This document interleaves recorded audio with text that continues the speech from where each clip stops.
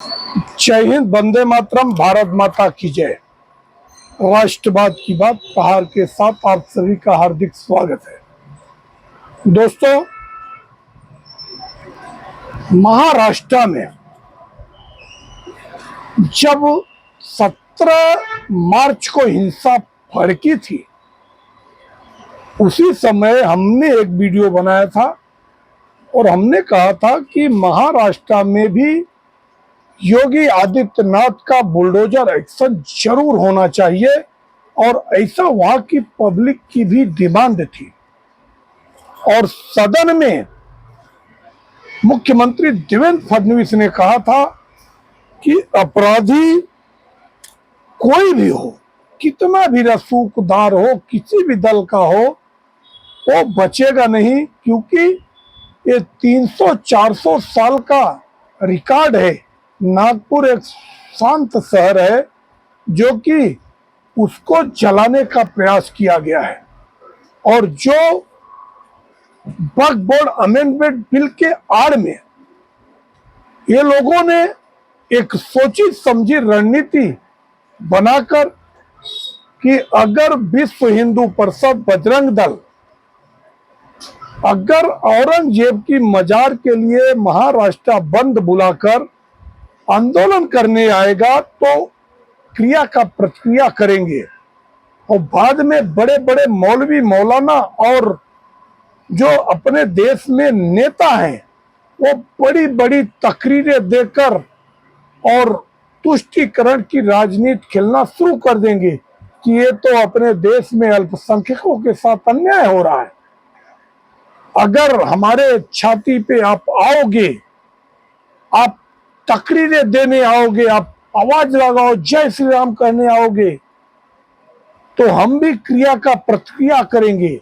और वैसा ही किया था लोगों ने, जो कि शांत शहर नागपुर में इतना हिंसा फैलाया, 1500-1600 गाड़ियों को जला दिया गया और हिंदुओं के घरों में चिन्हित करके पेट्रोल बम मारे गए।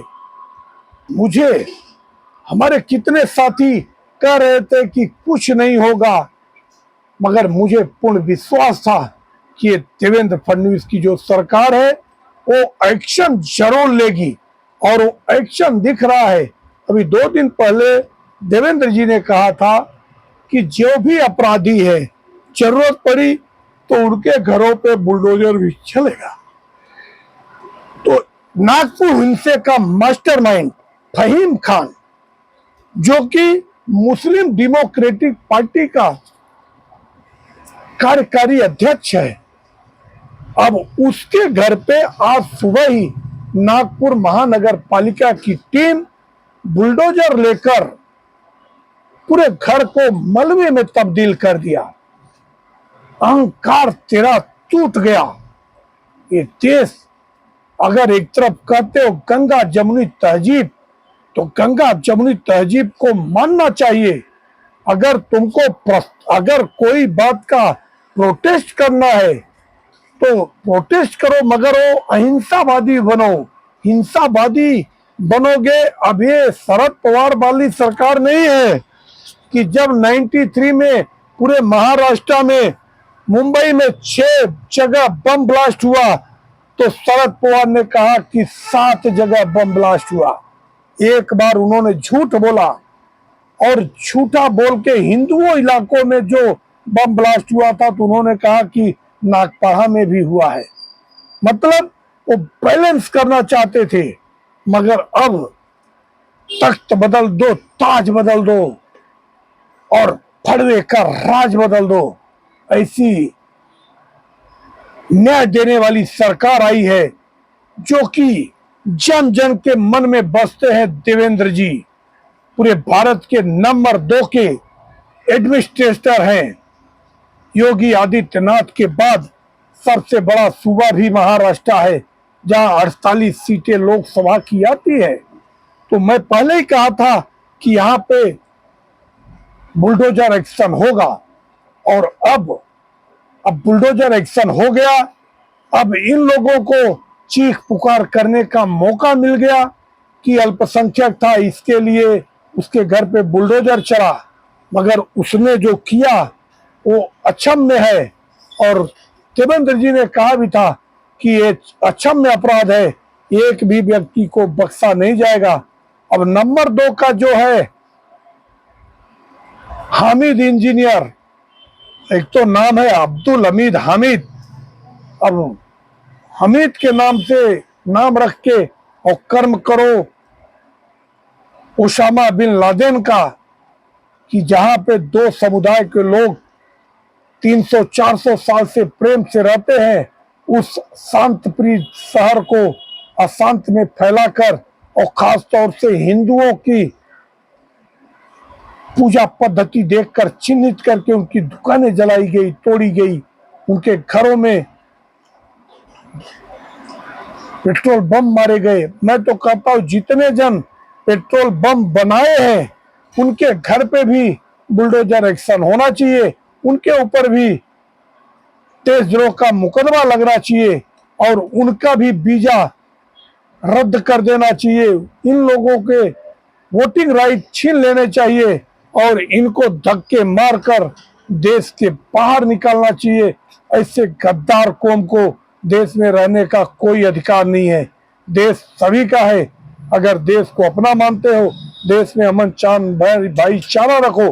हाँ, अगर तुमको कोई विषय पे अगर प्रोटेस्ट करना है, धरना प्रदर्शन करना है, तो हम कैसे धरना प्रदर्शन करते हैं कि 3-3 बार हम जेल गए, मगर हमने कभी कोई हिंसा का रूप नहीं दिखाया। हमारे साथ जितने जन जेल गए, मैं सबसे एक ही अपील करता था कि संसाधनों पे पूरे देश का अधिकार है, कोई सार्वजनिक प्रॉपर्टी हमें खराब नहीं करना, बर्बाद नहीं करना, हमें कानून को हाथ में नहीं लेना।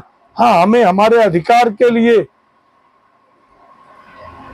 अहिंसा पूर्वक प्रोटेस्ट करना है और एक संदेश भी देना है कि हम हिंसावादी नहीं है, हम धर्म में विश्वास करते, हम संविधान में विश्वास करते हैं। ये देश हमारा है, देश बचा के रखना हम सबकी दायित्व है। अब जैसे ही पूरा ध्वस्त हो जाएगा जितना भी अवैध है, अब बाद में 7 पुश्त भी फहीम शेख की, फहीम खान की ऐसी जुर्रत नहीं करेगी। और मैं आने वाले समय में सभी मुस्लिम भाइयों से अपील करता हूं कि ये ओवैसी और अरशद मदनी जैसे मौलानाओं के बहकावे में, इनकी तकरीरों के बहकावे में आपको नहीं आना चाहिए। आपको अगर अपना वतन मुल्क मानते हो तो उससे मोहब्बत करो, माँ भारती को नमस्कार करो, वंदे मातरम कहो। सबकी माँ धरती है, हर किसी का है, मगर जिसको लगता है कि हम तो अकबर और औरंगजेब की वंशज हैं, उनके लिए देश में कोई जगह नहीं। और औरंगजेब या जितने भी मुगल सम्राट आए देश में जो क्रूर आक्रांता थे, उनकी एक भी निशानी पूरे देश में नहीं बचनी चाहिए। एक एक करके हर जगह बुलडोजर चलाना चाहिए और वहां के स्थानिक महापुरुषों की प्रतिमा लगानी चाहिए, वहां पे बड़े बड़े मंदिर बनवाओ और जिससे देश में पर्यटन बढ़े, देश की जनता को खुशहाली हो, हमारी अर्थव्यवस्था बढ़े, हमारा देश समृद्ध बने, भारत की चिड़िया बने। एक बार फिर मैं सभी सनातनियों से अपील करता हूं कि कोई भी कानून अपने हाथ में न ले, कानून अपना काम करेगा। बाकी जिसने भी कानून को तोड़ा है, जिसने नागपुर को जलाने की कोशिश की है, सबके घर पे बुलडोजर एक्शन होना चाहिए, उनके साथ कोई भी छूट नहीं मिलनी चाहिए। अगर आप लोगों को हमारा विश्लेषण अच्छा लगे तो आप हमारे चैनल को सब्सक्राइब करें और अपने दोस्तों तक शेयर करें। हाँ, हमारी बात सत्य हुई। हमने कहा था, लोगों ने कहा कि बुलडोजर चलाने की हिम्मत देवेंद्र जी में नहीं है क्योंकि इनको लगता है मुसलमान हमको वोट देंगे, मगर मैंने कहा नहीं, ये जो नागपुर में घटना हुई है ये माफ करने के लायक नहीं है और इस पे एक्शन होगा। और देवेंद्र जी ने एक्शन लेके दिखाया। मैं सभी सनातनियों को इसके लिए धन्यवाद देता हूं और देवेंद्र जी को इसकी भूरी भूरी प्रशंसा करता हूं कि कोई भी व्यक्ति चाहे हिंदू हो, चाहे मुसलमान हो, चाहे कोई भी धर्म पंथ मजहब का हो, अगर कानून तोड़ने का काम करता है तो उसके साथ कठोरता से निपटना चाहिए, जरूरत पड़ी तो उनका इनकाउंटर भी करना चाहिए। ये देश छत्रपति शिवाजी महाराज का है, यहाँ पे अंग्रेजों का महिमा मंडन नहीं होना चाहिए। जो भी अंग्रेजों का औरंगजेब का स्टेटस लगाता है उसके ऊपर भी देशद्रोह का मुकदमा लागू होना चाहिए। आप लोगों को अगर मेरा विश्लेषण अच्छा लगे तो आप चैनल को सब्सक्राइब करें और शेयर करें। जय हिंद, वंदे मातरम, भारत माता की जय। धन्यवाद।